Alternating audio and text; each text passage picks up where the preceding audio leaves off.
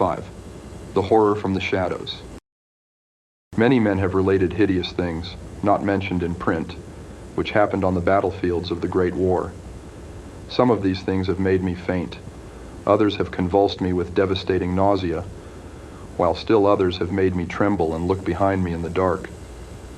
Yet despite the worst of them, I believe I can myself relate the most hideous thing of all, the shocking, the unnatural, the unbelievable horror from the shadows. In 1915, I was a physician with the rank of first lieutenant in a Canadian regiment in Flanders, one of many Americans to precede the government itself into the gigantic struggle. I had not entered the Army on my own initiative, but rather as a natural result of the enlistment of the man whose indispensable assistant I was, the celebrated Boston surgical specialist, Dr. Herbert West. Dr. West had been avid for a chance to serve as surgeon in a great war, and when the chance had come, he carried me with him almost against my will. There were reasons why I would have been glad to let the war separate us, reasons why I found the practice of medicine and the companionship of West more and more irritating. But when he had gone to Ottawa, and through a colleague's influence secured a medical commission as major, I could not resist the imperious persuasion of one determined that I should accompany him in my usual capacity. When I say that Dr. West was avid to serve in battle, I do not mean to imply that he was either naturally warlike or anxious for the safety of civilization. Always an ice-cold intellectual machine, slight, blonde, blue-eyed, and spectacled, I think he secretly sneered at my occasional martial enthusiasms and censures of supine neutrality. There was, however, something he wanted in embattled Flanders, and in order to secure it, he had to assume a military exterior. What he wanted was not a thing which many persons want, but something connected with the peculiar branch of medical science, which he had chosen quite clandestinely to follow, and in which he had achieved amazing and occasionally hideous results. It was, in fact, nothing more or less than an abundant supply of freshly killed men in every stage of dismemberment. Herbert West needed fresh bodies because his life work was the reanimation of the dead. This work was not known to the fashionable clientele who had so swiftly built up his fame after his arrival in Boston, but was only too well known to me, who had been his closest friend and sole assistant since the old days in Miskatonic University Medical School at Arkham. It was in those college days that he had begun his terrible experiments, first on small animals, and then on human bodies, shockingly obtained. There was a solution which he injected into the veins of dead things, and if they were fresh enough, they responded in strange ways. He had had much trouble in discovering the proper formula, for each type of organism was found to need a stimulus, especially adapted to it. Terror stalked him when he reflected on his partial failures, nameless things resulting from imperfect solutions, or from bodies insufficiently fresh. A certain number of these failures had remained alive. One was in an asylum while others had vanished, and as he thought of conceivable yet virtually impossible eventualities, he often shivered beneath his usual stolidity.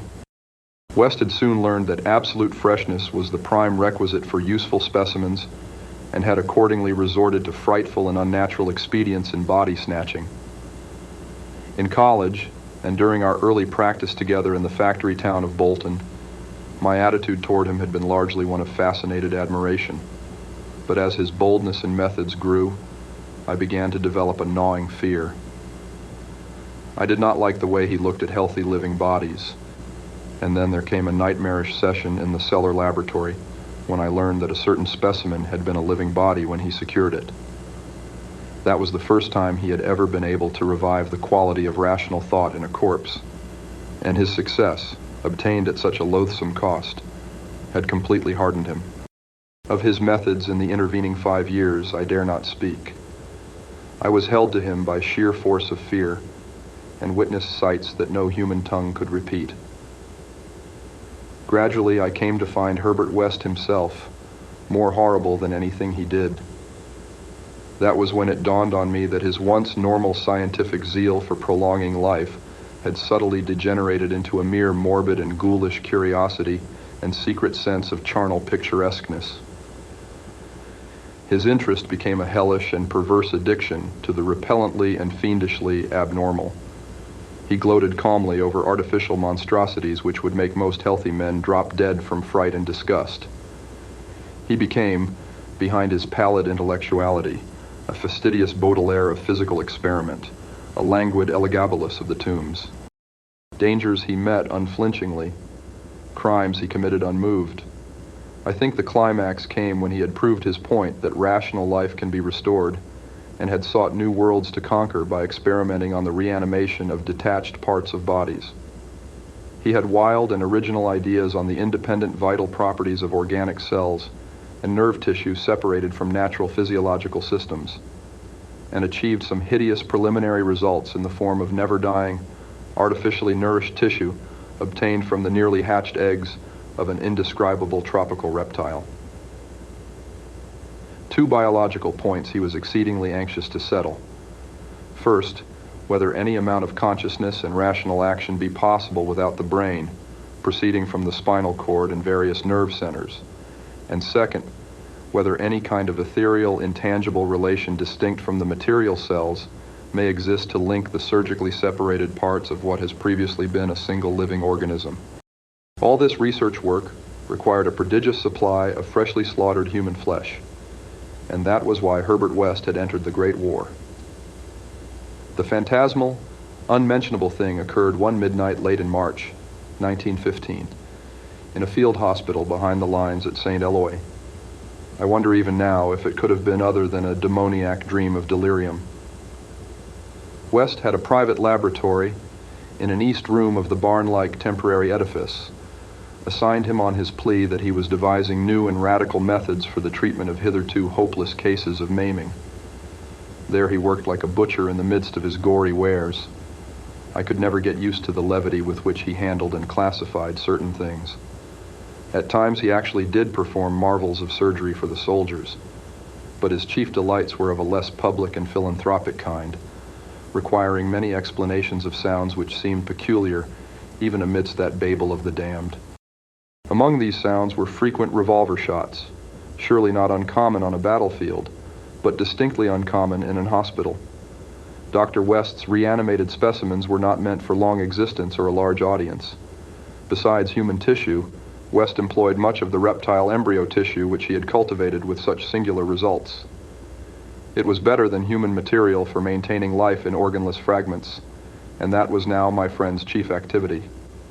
In a dark corner of the laboratory, over a queer incubating burner, he kept a large covered vat full of this reptilian cell matter, which multiplied and grew puffily and hideously. On the night of which I speak, we had a splendid new specimen, a man at once physically powerful and of such high mentality that a sensitive nervous system was assured. It was rather ironic, for he was the officer who had helped West to his commission, and who was now to have been our associate. Moreover, he had in the past secretly studied the theory of reanimation to some extent under West. Major Sir Eric Moreland Clapham Lee, DSO, was the greatest surgeon in our division, and had been hastily assigned to the St. Eloi sector when news of the heavy fighting reached headquarters. He had come in an aeroplane piloted by the intrepid Lieutenant Ronald Hill, only to be shot down when directly over his destination. The fall had been spectacular and awful. Hill was unrecognizable afterward, but the wreck yielded up the great surgeon in a nearly decapitated but otherwise intact condition.